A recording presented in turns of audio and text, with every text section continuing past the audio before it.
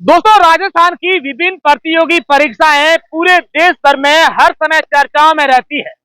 और अगर बात पिछले कुछ सालों की करें तो राजस्थान के अंदर हुई ऐसी कई परीक्षाएं जिसको लेकर पेपर लीक, डम्मी कैंडिडेट सहित कई प्रकार की अनियमितताएं सामने आई, जिसमें राजनीतिक दलों ने भी जमकर अपनी राजनीति की। वैसे तो पिछली सरकार यानी कि कांग्रेस सरकार में पेपर लीक को लेकर कई चर्चाएं हुई और उस समय विपक्ष यानी कि भाजपा ने कांग्रेस सरकार को हर समय घेरे रखा कि कांग्रेस सरकार में पेपर लीक ज्यादा हो रहे हैं, यहाँ पर जो युवा है उनका भविष्य बर्बाद हो रहा है।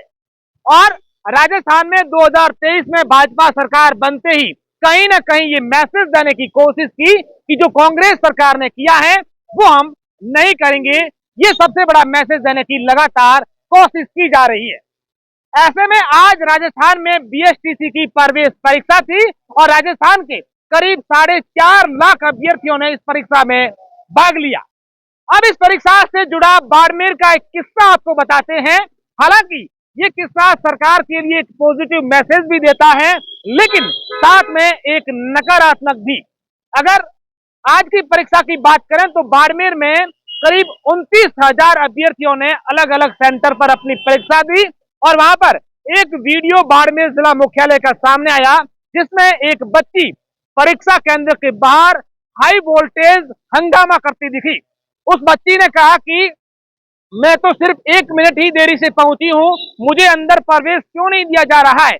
जब वहां पर अधिकारी पहुंचे तो उस बच्ची ने हंगामा खड़ा कर दिया। अधिकारियों की जो कार थी उसके आगे आगे जाती नजर आ रही थी और फिर गाड़ी के आगे बैठ गई। तो इस पूरे वाक्य से कहीं ना कहीं संदेश जाता है कि चाहे 1 मिनट हो चाहे आधा मिनट, अगर आप देरी से जाते हो तो आपको प्रवेश नहीं दिया जाएगा। कहीं ना कहीं सरकार ने इस परीक्षा को लेकर सख्ती बरती है और सख्ती दिखाने की कोशिश की है। लेकिन अगले ही कुछ घंटों में एक और वाकया सामने आ गया, जिसमें पुलिस की ओर से यह बताया गया कि बाड़मेर में विभिन्न परीक्षा केंद्रों में 5 ऐसे अभ्यर्थी पकड़े गए हैं जो किसी दूसरे की जगह परीक्षा देने आए हैं। हालांकि पुलिस ने पकड़ लिया, ये अच्छी बात है, लेकिन सवाल खड़ा ये होता है कि जब 1 मिनट या आधे मिनट से देरी से आने वाले अभ्यर्थियों को एंट्री नहीं है तो डमी कैंडिडेट की बिना जांच किए आपने एंट्री कैसे दे दी और वो परीक्षा केंद्र के अंदर परीक्षा देने के लिए कैसे पहुंच गया। बड़ी बात तो ये है कि इन 5 जो कैंडिडेट डमी जो पकड़ में आए हैं उनमें से एक भाग निकलने भी सफल हुआ और 4 पुलिस के हाथ लगे हैं। तो आपने इन तस्वीरों में देखा कि किस तरीके से एक जो लड़की है वो हाई वोल्टेज ड्रामा करती नजर आ रही है, क्योंकि उसको परीक्षा में एंट्री नहीं दी गई क्योंकि वो देरी से आई थी। और वहीं दूसरी तरफ की अगर बात करें तो 5 डम्मी कैंडिडेट जो है वो परीक्षाओं में नजर आए। तो कहने का पूरी इस वीडियो का मतलब यही है कि राजस्थान में जब भी किसी प्रकार की प्रतियोगी परीक्षाएं या फिर किसी परीक्षा को लेकर प्रवेश एग्जाम होते हैं तो इस प्रकार की चर्चाएं जरूर होती है। आज बीएसटीसी प्रवेश परीक्षा की परीक्षा थी। बाड़मेर जिले में कुल बालोतरा समेत 84 केंद्रों पर परीक्षा आयोजित की गई, जिसमें 5 परीक्षा केंद्रों पर डमी कैंडिडेट बैठने की सूचना हमें प्राप्त हुई थी, जिसमें से 4 परीक्षा केंद्रों पर डमी कैंडिडेट को दस्तयाब कर लिया गया और एक कैंडिडेट जो मदर टेरेसा में था वो बाहर निकलने में सफल हो गया, क्योंकि इंफॉर्मेशन सेंटर पर बाद में गई थी।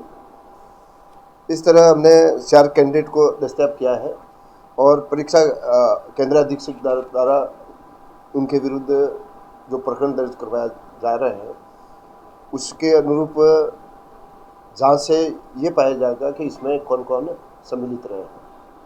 तो जो डमी कैंडिडेट कोई रिश्तेदार के साथ में बैठे हैं या फिर कौन था, वो कैसे लेके बैठे, ये भी जानकारी आई सामने? अभी इनसे पूछताछ की जा रही है, जैसी स्थिति सामने आएगी आपको अवगत करा दिया जाएगा, मीडिया को भी।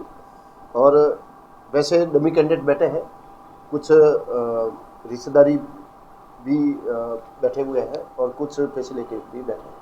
तो कहाँ से दस्तयाब किए, कौन कौन से सेंटर? अभी कोतवाली थाने में जो गांधीनगर में सिद्धार्थ स्कूल है वहाँ से एक कैंडिडेट, सेंट पॉल स्कूल जो सदर थाने का है उसमें एक कैंडिडेट, रिको थाना क्षेत्र में मदर टेरेसा और दमारामा ITI कॉलेज है, वहाँ से एक एक कैंडिडेट को दस्तयाब किया।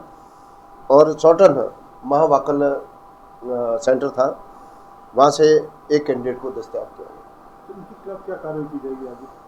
परीक्षा अधिनियम एवं जो भी विधि सम्मत कार्यवाही है उनके अनुरूप प्रकरण दर्ज कर कार्रवाई की जा रही है। तो ई मित्र वाली भी कुछ दस्तियाब? इसमें ये भी तथ्य आया कि कुछ पूछताछ में कि ई मित्र वालों ने फर्जी आधार कार्ड तैयार किए गए हैं, तो जैसे भी अनुसंधान में सामने आएगा उनके खिलाफ भी कार्रवाई की जाएगी।